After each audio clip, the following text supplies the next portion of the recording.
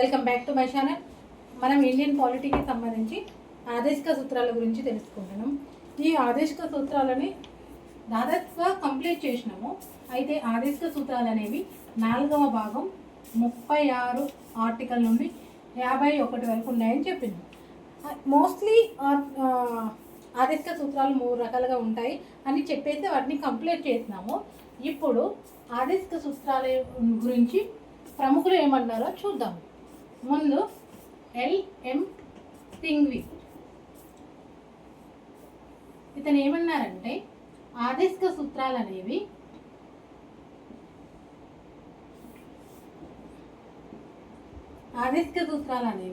రాజ్యాంగానికి ప్రాణం వంటివి అన్నారు. రాజ్యాంగానికి ప్రాణం వంటివి అన్నారు.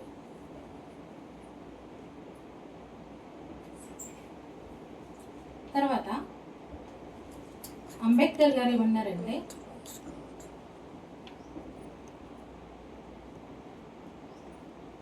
ఆర్థిక సమానత్వాన్ని ఇస్తాయి అని చెప్పేసి అన్నారు. అంటే ఆదేశిక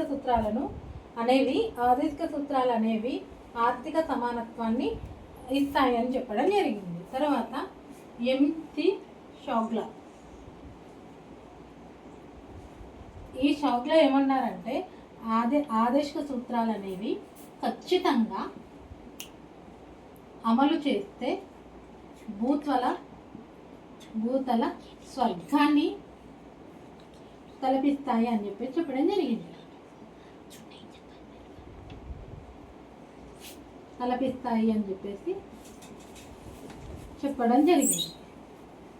నెక్స్ట్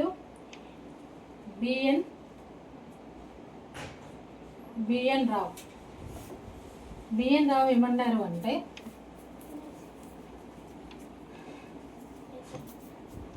రాజ్యం యొక్క నైతిక విలువలను ఇవి కాపాడుతాయని చెప్పి చెప్పడం జరిగింది. నైతిక విలువలను ఇవి కాపాడుతాయని చెప్పి చెప్పడం జరిగింది. ఒకసారి అంటే చాలామంది ప్రముఖులు చెప్పారు, బట్ ముఖ్యమైన వాళ్ళకు మనం అనుకునే వాళ్ళే మాత్రమే ఇక్కడ తీసుకుంటాము. ముందు ఎల్ఎం సింఘ్వి ఏమన్నారు అంటే ఆదేశిక సూత్రాలు అనేవి రాజ్యాంగానికి ప్రాణం వంటివి అని చెప్పి చెప్పడం జరిగింది. అంబేద్కర్ గారు ఆర్థిక సమానత్వాన్ని ఇస్తాయి అని చెప్పి చెప్పడం జరిగింది. ఎంసి షాగ్లా ఆదేశిక సూత్రాలు వాటిని సక్రమంగా అమలు పరిస్తే భూతల స్వర్గాన్ని తలపిస్తాయని చెప్పడం జరిగింది. బిఎన్ రావు ఇతను తెలుసు కదా, రాజ్యాంగం యొక్క సలహాదారులు. రాజ్యం యొక్క నైతిక విలువలను కాపాడడానికి ఆదేశిక సూత్రాలు పనిచేస్తాయని చెప్పేసి చెప్పడం జరిగింది. నెక్స్ట్ ఏం చేద్దాము అంటే అసలు ఆదేశిక సూత్రాలకు ప్రాథమిక హక్కులకు మధ్య ఉన్న సంబంధం చూద్దాం. ప్రాథమిక హక్కు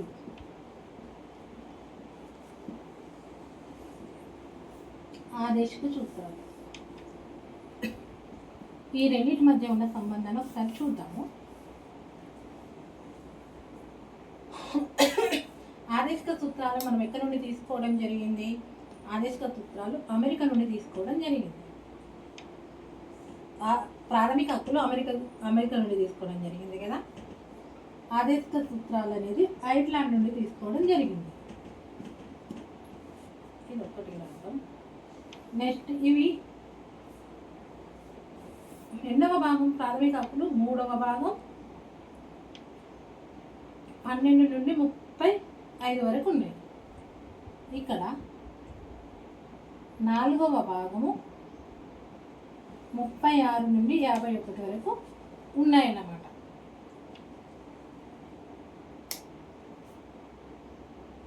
ప్రాథమిక హక్కులమైనవి న్యాయ సమ్మతమైనవి.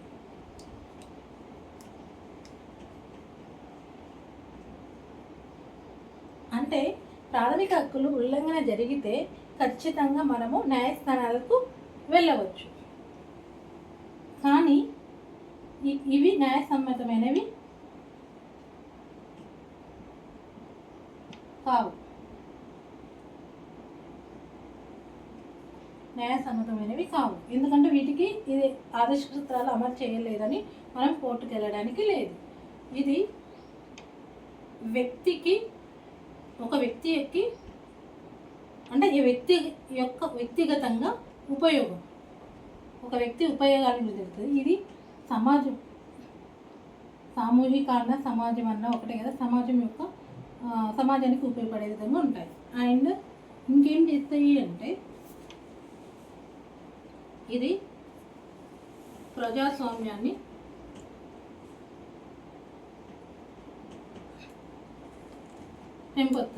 పెంపొందిస్తాయి. ఇది ఆర్థిక మరియు సామాజిక ప్రజాస్వామ్యాన్ని ఇవ్వడం జరుగుతుంది. ఇవి ప్రాథమిక హక్కులు అనేవి అత్యవసర సమయంలో రద్దవుతాయి. మనం చెప్పినాము అత్యవసర సమయంలో రద్దవుతాయి, కానీ ఇవి రద్దు కావు.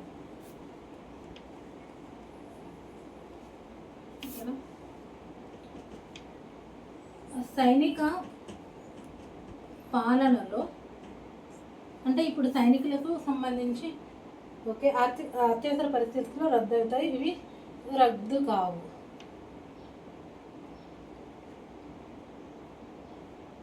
ఇది పౌరుడు రాజ్యం నుండి పొందేది.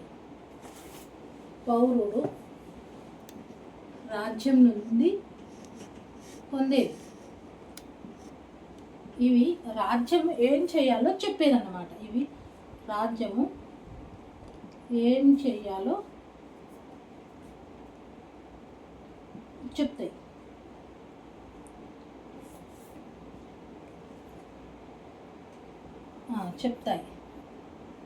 ఒకసారి చూద్దాము. ప్రాథమిక హక్కులకు ఆదేశిక సూత్రాలకు మధ్య డిఫరెన్సెస్ చూద్దాం.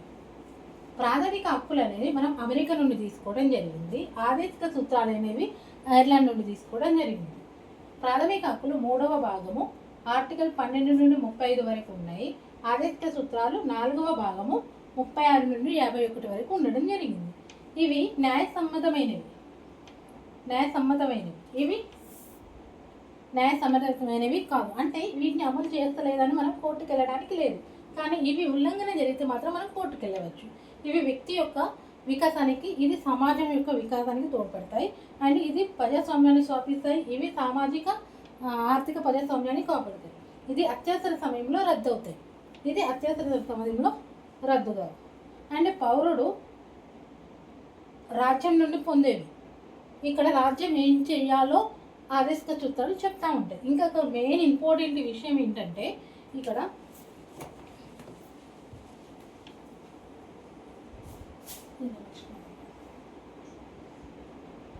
ఇవి వాటంతటా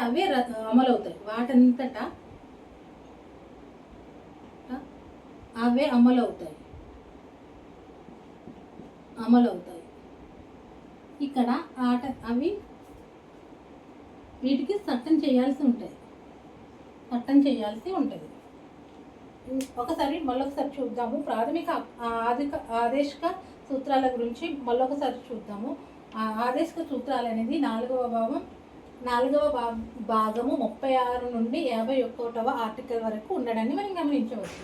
ఎల్ఎన్ సింగ్వి ఏం చెప్పారు అంటే ఆదేశిక సూత్రాలు అనేవి రాజ్యానికి ప్రాణమంతి అని చెప్పేసి అన్నారు. రాజ్యాంగానికి అంబేద్కర్ ఏమన్నారంటే ఇవి ఆర్థిక సమానత్వాన్ని కలిగిస్తాయని చెప్పడం జరిగింది.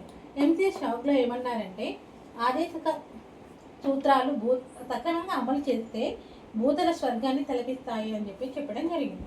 బిఎన్ రావు రాజ్యం యొక్క నైతిక విలువలను కాపాడుతాయని చెప్పడం జరిగింది.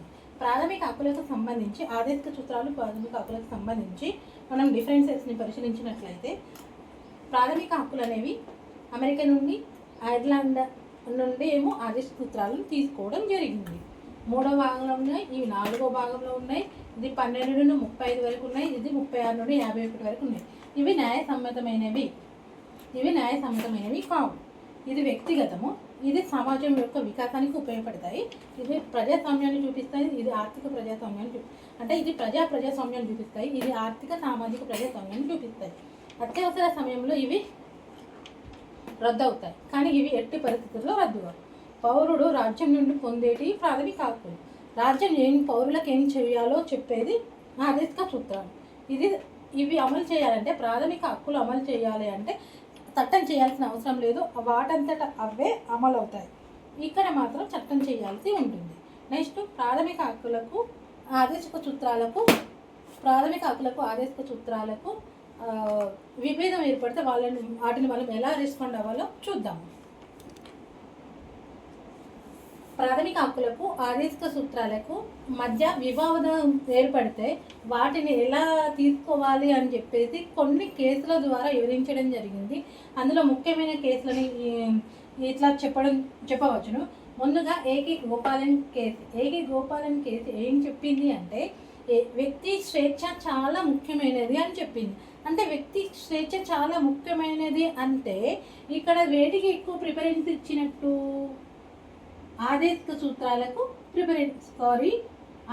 ప్రాథమిక హక్కులకు ప్రిఫరెన్స్ ఇచ్చినట్టు. అంతేనా? వ్యక్తి స్వేచ్ఛ అనేది ప్రాథమిక హక్కుల్లోనే ఉంటుంది కదా, అది కూడా 19 to 22 మధ్యలో ఉంటుంది కదా.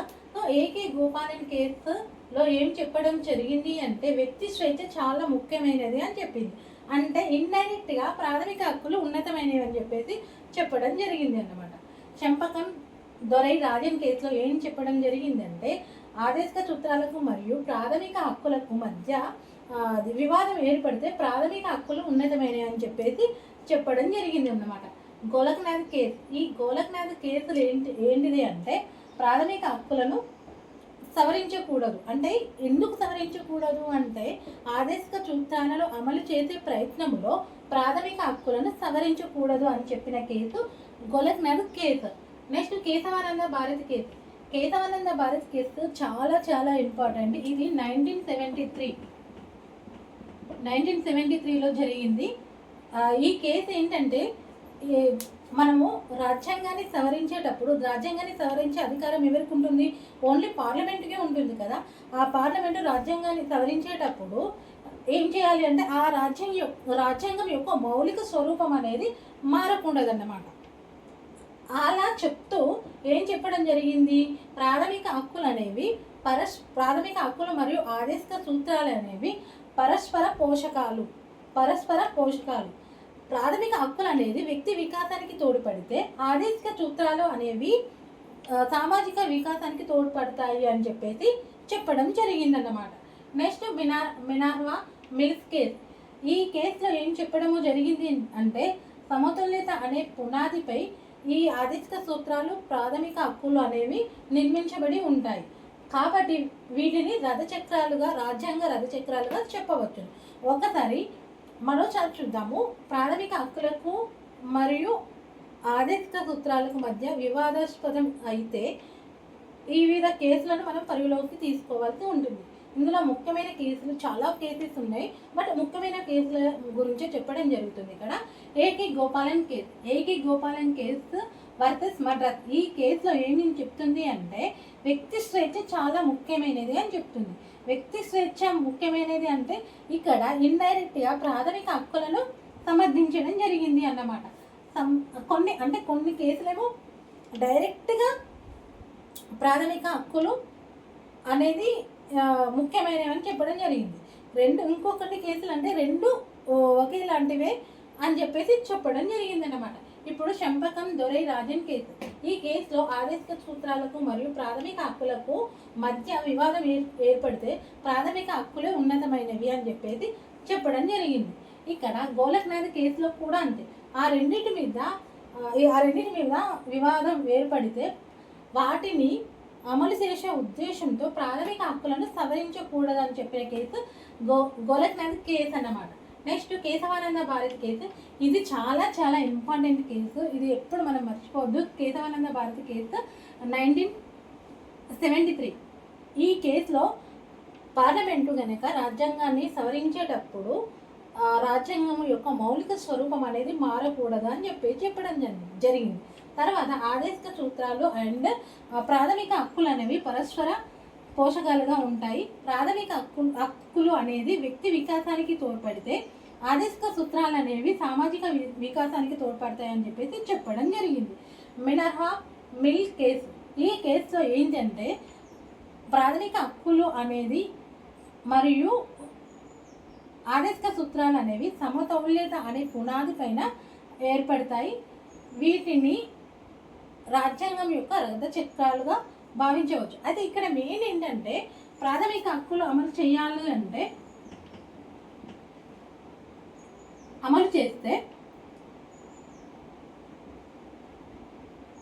ప్రాథమిక హక్కులు అమలు చేస్తే ఆదేశిక సూత్రాలు అమలు కావు. ఎందుకో చెప్తాను. ప్రాథమిక హక్కుల్లో ఇక్కడ మనకు ఆదేశిక సూత్రాల్లో మనకు ఆస్తి సంపాదించుకోవడం అనేది ఉంటుంది. ఈ కాదు వనరుల కేంద్రీకృతం ఒకే దగ్గర కాకూడదు. భౌతిక వనరులైనా కావచ్చు, అంటే సంపద ఒకే దగ్గర వికేంద్రీకృతం కాకూడదు అని చెప్పి ఆర్టికల్స్ 39B 39C ఈ ఆర్టికల్స్ ప్రాథమిక హక్కుల్లోని 14, 19 కన్నా ఉన్నతమైనవి అని ఇవి అమలు చేసినప్పుడు ఇవి భంగం కలిగినాయి అని చెప్పేసి మనం కోర్టుకు వెళ్ళడానికి లేదు అని చాలాసార్లు చెప్పడం జరిగింది. అట్లనే ఇప్పుడు మనము ఆస్తిని సంపాదించుకునే ఉద్దేశంతో సంపద ఒకే దగ్గర కేంద్రీకృతం కాకూడదు. కాబట్టి ఇక్కడ ఆస్తి హక్కులో ఉన్న ప్రాథమిక హక్కులో ఉన్న ఆస్తి హక్కు ఆర్టికల్ 31, ఈ 31 ఆర్టికల్ను 44వ రాజ్యాంగ సవరణ 1978లో తీసేయడం జరిగిందన్నమాట.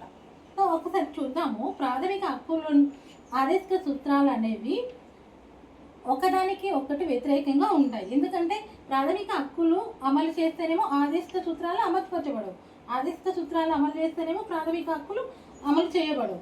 అయితే ఎందుకు అంటే ఇప్పుడు సంపద వికేంద్రీకృతం కాకూడదు అని చెప్పడం ఉద్దేశంలో ఈ ఆర్టికల్ 39B 39C అనేది 14, 19 ఆర్టికల్ కన్నా ఇవే ఉన్నతమైనవి అని చెప్పడం జరిగింది. అండ్ ఇది ఆస్తి హక్కుల్లో ఉన్నటువంటి ఆస్తి హక్కును ప్రాథమిక హక్కుల్లో ఉన్న ఆస్తి హక్కును తొలగించడం జరిగిందన్నమాట. నెక్స్ట్ ప్రాథమిక విధుల గురించి తెలుసుకుందాం.